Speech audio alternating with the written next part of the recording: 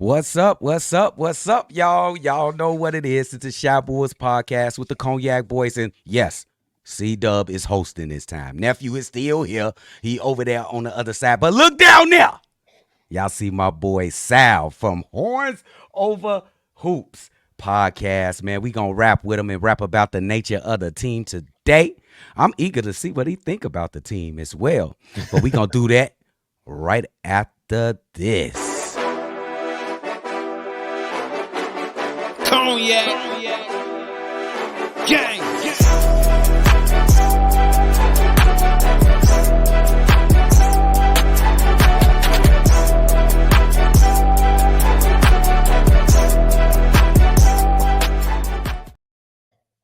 Shy Boys podcast with the Cognac Boys. I am Cognac Boy CDubb, holding it down with my nephew, Cognac Boy Bobby. And we got our buddy in here, Sal from Horns. Wait, don't let me mess it up again. Horns over hoops. Horns Over Hoops. Horns Over Hoops. I'm sorry, bro. I'm so sorry, but this brother is been doing this thing on YouTube and TikTok. I've been seeing him a lot on TikTok. What's up, Sal? How you feeling, man? Really good, man. Thank you guys for having me. How you guys doing? Good, Well, we good. doing great, man. Give us a little bit of background on how you cover the Bulls, what made you love this team, and a little bit where you're from and stuff like that, Sal. How much time we got? Well, go let it loose. So like they said, I'm Sal Bass. I've been following the Bulls for like 28 years now. So I actually started following it right after the 93 championship. It was just something me and my dad did. We watched every single game, and from that day on, I was just a kid watching basketball, and eventually like I loved nothing more than the Bulls. But we've been covering the Bulls, me and my other two co-hosts, for about a year now. Good. Which is Nice. kind of crazy considering we started a Bulls podcast in like the depths of how bad they were doing. So like it's kind of like Tell us starting, about it. it's kind of like starting a kissing booth during like the pandemic. I mean, it's been an uphill battle, but you know, Right. so Oh, and our year anniversary was actually today. So we've been covering the Bulls a year today. So Awesome. Oh, Congrats man. to y'all, man. Hey, yeah, you. man. Hey, we're gonna put Horns Over Hoops in the description. So make sure y'all get over there and subscribe to Horns Over Hoops. You are on TikTok as well. Make sure y'all find them on TikTok, same name, Horns Over Hoops podcast. And y'all get it entertained. They got some dope content. First off, who's your favorite player ever from the Chicago Bulls? You've seen a lot of good players. I mean, aside from MJ, I mean, that's the greatest player. You know? I'm gonna just exclude him. Who's your favorite player, though? If it's Michael, it's Michael. it'd have to be D Rose, man. Oh yeah, real one, bro. You already know. Yeah. You're talking like no other player made you fall in love with the game more than Derrick Rose in this era. You know, I mean, if you were following during Mike was something else, but you know, nobody changed the game and made you love basketball, especially Chicago basketball, than Derrick Rose. That's a Didn't fact. he play? He played a Chicago way, nephew. So He absolutely did. That man was different. Bro, the high school he went to, I used to play pee-wee football in the field right across from Simeon, like 2 or 3 years. You know what I'm saying? My adolescent years. So I know all about it. And great choice. Great choice. Now let's get to this team, man. I think it's a really exciting iteration of this team. It looked like we're going younger. We're trending into a younger version of the Chicago Bulls. Some of the old guys are probably on their way out. We don't know for certain, but you could probably bet your money that they're on their way out. What do you think of the landscape of the Chicago Bulls? Do you like the direction? Do you think they can actually win games and sneak into the playoffs? Do you think they're just a bad team? It's a bad organization. What is your thinking of the Chicago Bulls? I mean, as a whole, I mean, I think our organization behind closed doors, like front office wise, it's never been good. I mean, Jerry Reinsdorf, I don't consider him a good owner at all. I mean, look what he's done with the White Sox, and now people are seeing it with the Bulls. So as a team, I think a team is only as good as the personnel that's on the team. You could have the best players in the world, but it seems like coaching staff wise, we never get that elite coach that elevates us to the next level. Billy looks like he's a good average. I mean, he's getting it together, but Some could argue that we really didn't give him the pieces that he needed to put together a winning team. But I mean, you had a lot of all-stars on this team. Now it's a matter of teaching these stars how to play together. So Yeah, I and do love you that. go ahead, nephew? I Go was ahead, just nephew. gonna say I like that. It's definitely a lot of questions. One thing, Sal, that I like to say is that Jerry Reinsdorf treats the Chicago Bulls like we're a small market team. For some strange reason, Yeah. he does, and I don't know why, to be honest with you. But my question I'm gonna throw back to you is, do you trust Billy Donovan to get the best out of these young guys that's on the squad, bro? It's a great question. that is a good question. I mean, I do. Here's the thing. I do really think that Billy Donovan is out there trying to win all 82 games. I really think he's trying to put the best foot forward and, make this team into a winning team. It's very hard to do when front office doesn't back you up. You know what I mean? I think this team could be a lot better, but I don't think Billy is essentially the problem. He's got some growing pains, like some of his lineup changes late in the game. They Oh my kind of God. got me scratching my head. Like when Kobe White's shooting lights out and you all of a sudden got to shift the ball into another hand. It's like, let the man continue shooting. He's hot. You know what I mean? Exactly. Yes, So absolutely. And I had this, and I want to, I definitely want to hear your thoughts on it. We kind of let at I don't want to say our end with Patrick Williams, but it's getting to the point where it's no excuses. It's always something that with Patrick Williams. Either he getting hurt every other year because it's been virtually and literally every other year he's been getting hurt. Some people were saying you got DeMar DeRozan on this team. How can he ever be the player that he wanted to be? Now DeMar DeRozan is not on this team. Is this even though he signed that $90 million contract on the off season. Is this a kind of the defining year for a player like Patrick Williams? And when I say defining year, are you going to be something more than a role player, or are you just a role player, Patrick Williams? Because I still think he could, but he might not be an all-star or superstar type player. Where you at with Patrick Williams?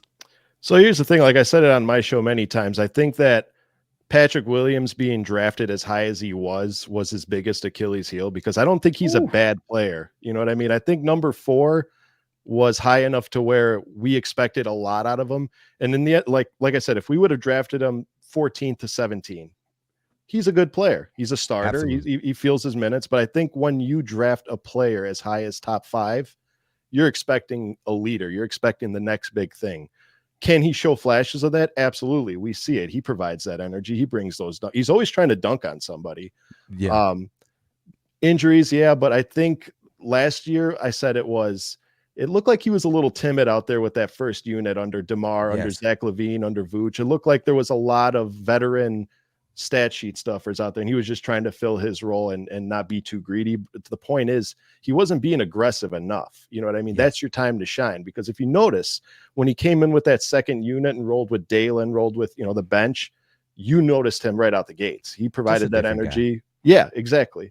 So I think after this season, it's time to say Patrick Williams is who he is.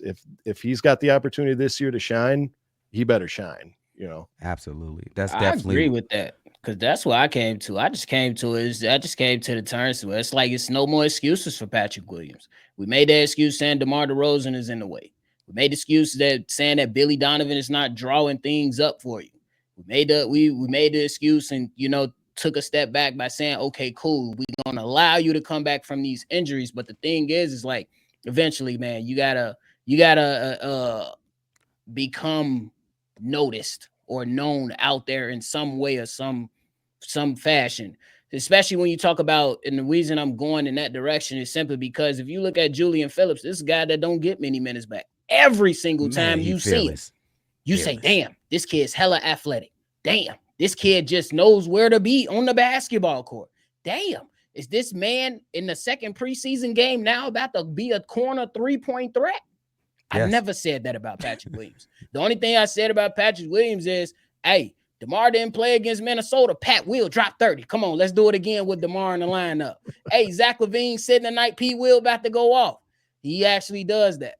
But now we know that if you want to sustain wins and build on that and move forward to playoffs and, start contending for something, You're going to have talent on the squad. There's not going to be a deficiency in talent for a championship team. And what players in whatever role it is, they have to shine. That's my only problem with Pat Williams. And I'm not saying he got to be an all-star. I'm not saying he has to be a superstar. I'm just saying be competent out there. Can you give me more than 10 points? Can you give me more than 3 or 4 rebounds? Because this is what we've been leaning on you for. A lot of us, we've came to terms that the Bulls are just going to play him at the 4, even though we believe he should be at the 3. But the Bulls want him at the 4. So what are you going to do about it, Patrick Williams? Adjust. It's up to him. You got to adjust, man.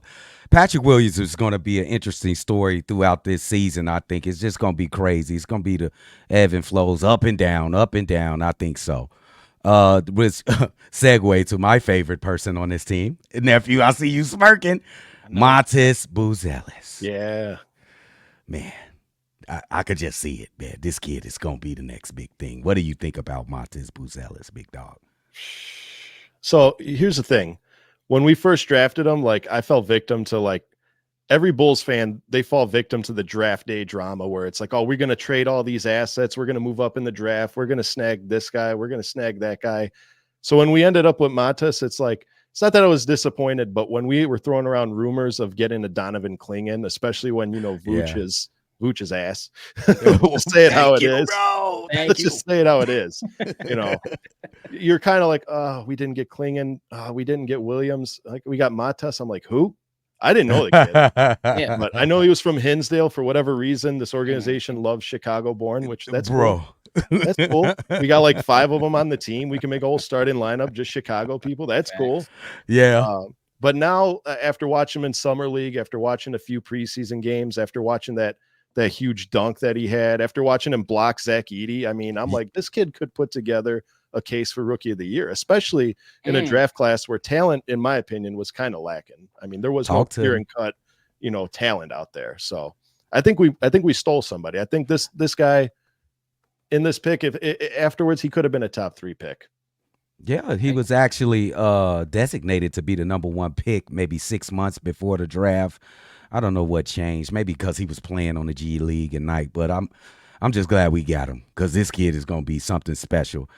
Now, the Zach LaVine situation, I would love to know how this is going to end up. We know how it is right now and what's going to be. It's sort of like, do you agree it's going to be like a auditioning for other teams, or he's just trying to get his reputation back with the league? You agree with that?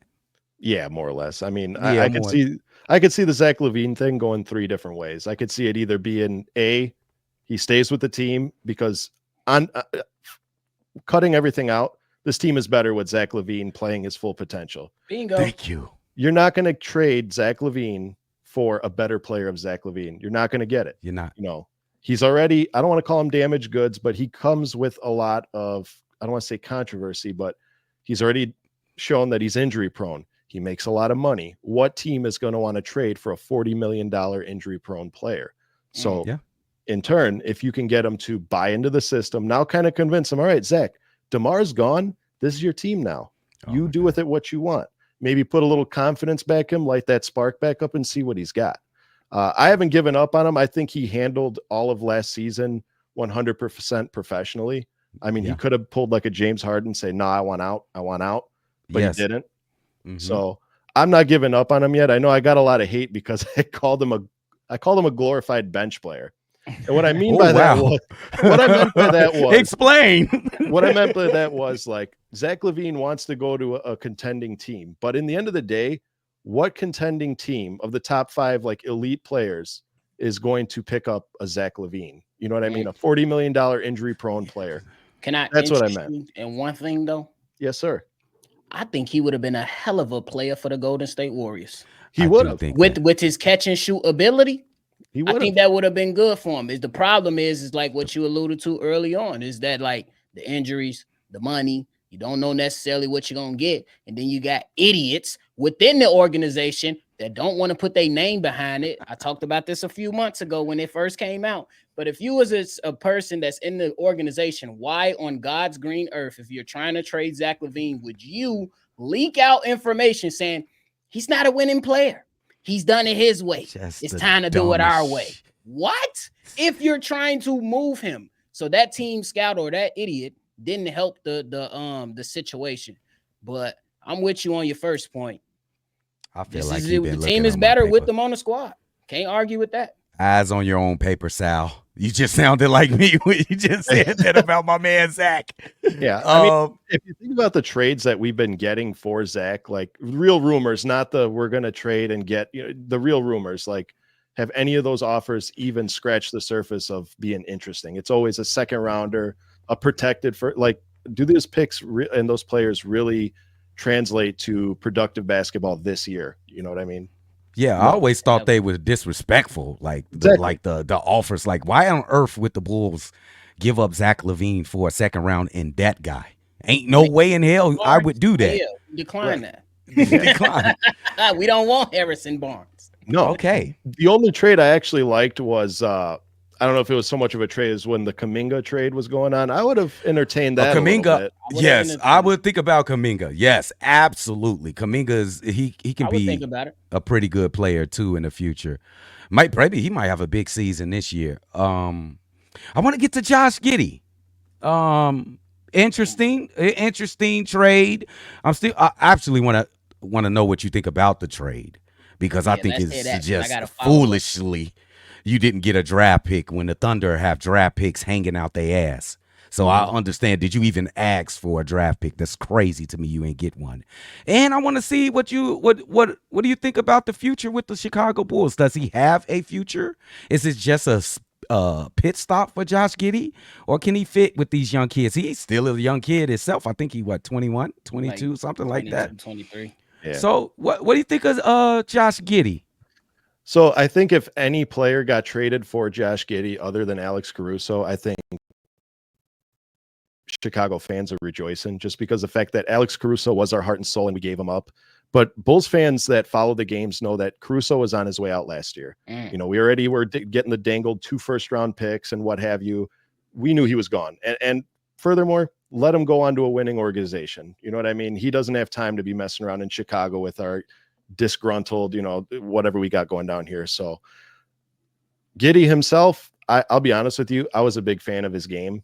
I mean, he's a great passer. That sideline out of bounds passing, phenomenal. The man needs to work on his shooting a little bit, but it'll come with time. He's still young, like you said. And I think, if I'm not mistaken, he was a top pick as well. He was. I believe, yeah. He was. Top 10 pick. So if you think about it, you traded Alex Caruso, an aging, kind of injury prone. I don't want to say he's fully injury prone because he played a decent amount of games last year for a top 3 draft pick. I mean, could we have gotten a first round pick out of it? Sure. I'm sure with a better GM and a better organization, we could have made that happen. But you know what? Josh Giddy ain't that bad. I think he's going to play some key minutes. And I already called it that we're going to probably try running a kind of like a Walmart version of the Dallas Mavericks where they run just a 2-guard set. There's no really true and try person who takes the ball up the court. It's just whoever feels like doing it. So I think it could work. It's just a matter of, can Billy put together the plays to accommodate that? And I agree with you. I want to hear from Nephew next. I just think not getting a pick out of those guys is just beyond it. It just makes my head hurt when I think about it. You just have to do your job. Just do your job and you get a pick. What you got to say about that, Nephew? Oh, I was just gonna talk to Sal and just see Sal, how you feel about this opinion when it comes to the Josh Giddy and Alex Caruso trade. When the trade went down, I was like, damn, we ain't getting no pick, fine. But now that the trade was executed just for straight up players, and my train of thought, you let me know if you agree or disagree. My train of thought was, this trade lets me know that the Bulls front office is saying no draft pick coming from OKC will be better than Josh Giddy. By simply saying, we don't need the picks, we just want the player. First, how you feeling about that opinion? And then on the flip side of that, just to follow up, do you think Josh Giddy get a long-term contract when it's all said and done? Well, to answer the first part of the question about the draft picks, people got to understand like where the first round can be full of talent. OKC is not a bad team. They're not going to be a top 10 draft. They're not going to be picking top 10, top 5. They may not even be in the lottery for the next 5 years. So what's the point of trading a Josh Giddy for 2 first-rounders that are just going to be 26 and 27 picks overall.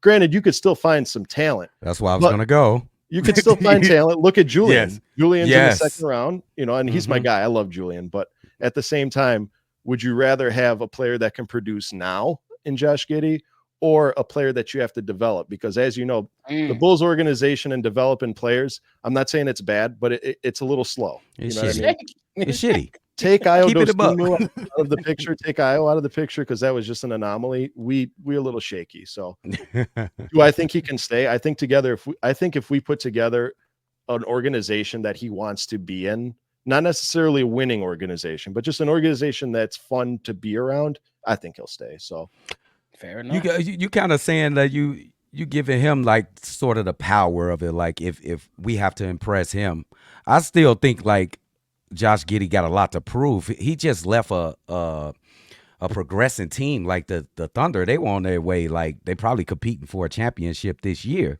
And they thought he was the weakest link or he's the odd man out. They had to trade him away. I would think he want to prove himself to the Chicago Bulls, prove himself to the NBA. I don't think like he's in the driver's seat. I think like the Bulls are like they got the advantage in this situation. I think you don't agree with that. Oh, I most definitely agree with that. You got to think a player like Josh Giddy, let's all remember he didn't come to Chicago with an empty purse. He came with a controversy that happened. So it could have been a separation of maybe OKC wanted to get out of the negative spotlight. Absolutely. So they just traded for somebody. So yeah, he needs to impress us because in the end of the day, Chicago's a major market team. OKC is not. Just because they're good now, this city is not a major market team. We have 6 banners hanging up in the rafters. They don't talk to him. You know what I'm saying? So yes, he does need to impress us. It's just one of those, I hope we don't get too arrogant that we let a player like him, he could develop into being an excellent player. You know Absolutely. what I mean? So I hope we don't let something like that go for nothing. You know what I mean? Because then all that Alex Caruso trade would have been a waste. Exactly. That's my whole train of thought behind it as well. Yeah. So, man, this man Sal, he got them goods, bro. Just low key, his basketball. So we, before we get out of here, we got a game tonight. I think all the OGs is out right nephew. Can you tell me who out today? Everybody out. No, everybody Zach. out. So is no Zach. Is no no Vooch, no Io, no Kobe, no P. Will, no Jalen Smith. And you know what? And you know what? I am ecstatic about that. I think Kobe don't need any more play, even though he's kind of hurt. He don't need to play anymore. Zach don't need to play anymore. None of those guys. And I don't even want to see Vooch on the team no more. So, you know what I'm saying? So I'm eager to see these young kids play. They playing the Milwaukee Bucks. I think the Milwaukee Bucks are playing their starters, I think. So this will be a great test for them. How excited are you for this game? What are you looking forward to seeing this against the Bucks, these young kids out there hooping? Much like you guys, I'm just looking to see what we can do against a powerhouse team. These young guys are going to end up being our bench. Some of these players are even battling for a roster spot. So I want to see what they got to make this team. I want to know how far their will push them to try to make this team. I'm a big fan of Julian Phillips, like I said earlier, but I want to see him take a bigger role and work his way into solid rotation minutes instead of this up and down from the G League type thing. So, THT was a big fan of him last game. That's gonna be a tough choice. You think he make the team, Sal? I think THT makes the team. You think he makes the team? I think he now look now, Sal. He overall the team for me. Hold on, Sal. We got Dalen. We got Julian. Yep. We got they making the team. Yeah. Is Sanogo making the team? I mean, Windy City Bulls. I think he pretty much plays the same role that he did last year. I think he's up and down from the G League and just whenever somebody gets hurt, he comes up and sits on the bench, goes in for those garbage minutes. I love Sanogo. He's my guy. I'm a big UConn guy. The thing is, we wasted an opportunity to try to develop him. We had the best rebounder, probably one of the best rebounders in NBA history, and Andre Drummond, a UConn alum that could have shadowed and mentored another UConn alum. And I think we just fell about 10 yards short of that. Bro, you dropping gems on this episode. I never thought about that. I never thought about that neither. Wow, who else we got on? It's gonna be it's gonna be tough trying to fill out this roster. I don't think Javon Carter should be on this team. I think he will make the roster. I think he will for some strange reason. For sure. EJ Liddell and them. I don't think they making the roster. EJ Liddell and the rest of those guys. It's so strange. Who do you think is going to be like the last couple players to make the roster? So don't laugh at this. I ain't gonna laugh. Kenny Laugh Lofton is funny. making this team. I would love to see it. Hold on. What you say?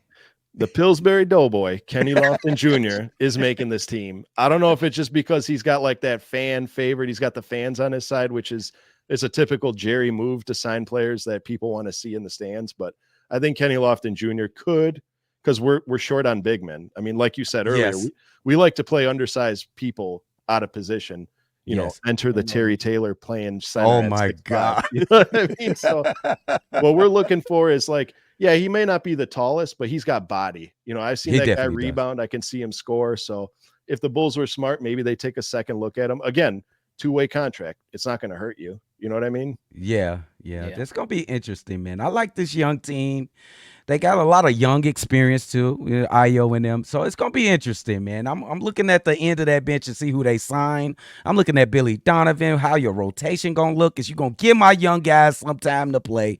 That's my main question this year. Is he going to let the young players spread their wings? What's your one question about this team before we get out of here, Sal? What is the one question you really looking for an answer to with this team, trying to get your hand on throughout the season? Well, my one question is more a question for myself is, does this team have direction yet? Oh, you know what I mean? Great question. Because we've battled with this. If you're like me, you're sick and tired of seeing us battling for a play-in spot.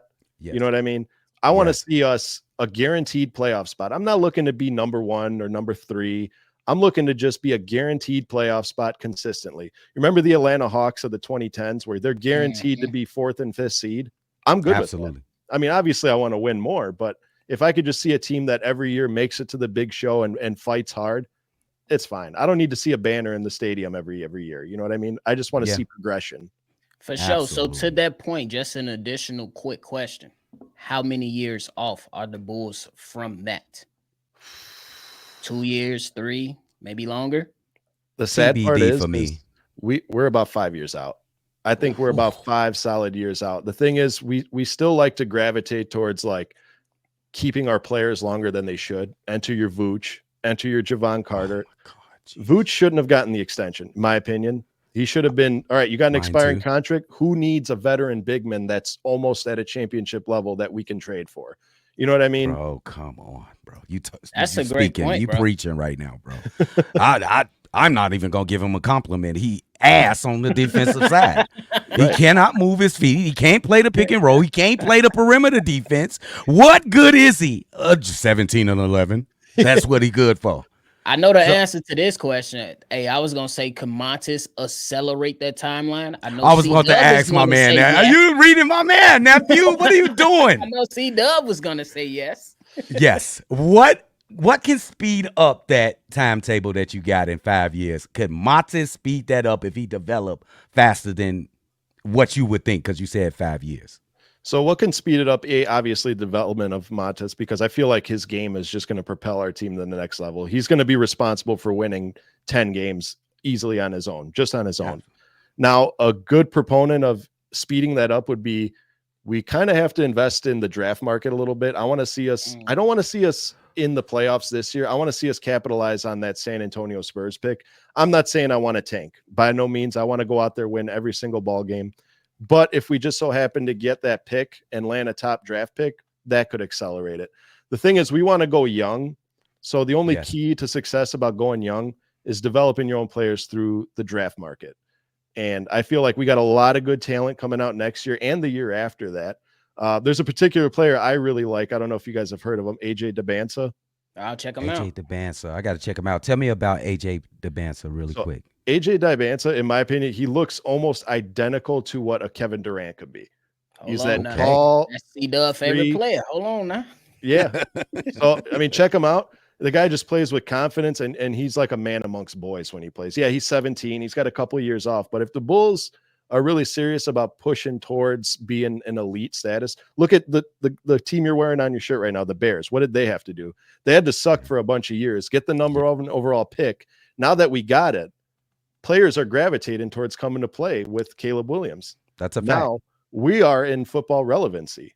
So Yes. I think that if the Bulls want to be an NBA relevancy, we kind of need to get a player here that everyone wants to play with. It doesn't have to be an established name, just a player that's coming out of the draft that everyone wants to play with. Cooper Flag, I'll throw him in there. I know he's going to go number one. I don't see us getting that top pick, but he could be enough to drive a couple players to want to come here. And of course, a Zach trade. If that Zach for Brandon Ingram trade, I really like that trade. I like that trade too. I like that trade. Hey, my man Sal is spitting. You all know he got to get back over here. Y'all know he got to get back over here. Shout out to my man Sal. Shout out to the Horns Over Hoops podcast. Make sure y'all go and subscribe over there and subscribe on TikTok as well, man. We got to get this guy back up here, man. I appreciate you, Sal, bro. You was spitting that gospel today. I appreciate you guys, man. Thanks for having me on. I love it here. Anytime, no problem. Thanks for sliding. We appreciate it. Yeah. So we're going to leave all of that stuff in the description. Get ready for the game later on today. We're going to see the shorties hooping today. And we're going to catch y'all on the next one. Make sure y'all show some love to my guy Sal, bro. I ain't playing with y'all neither. All right. Thanks for having me, guys. Appreciate you. Cognac.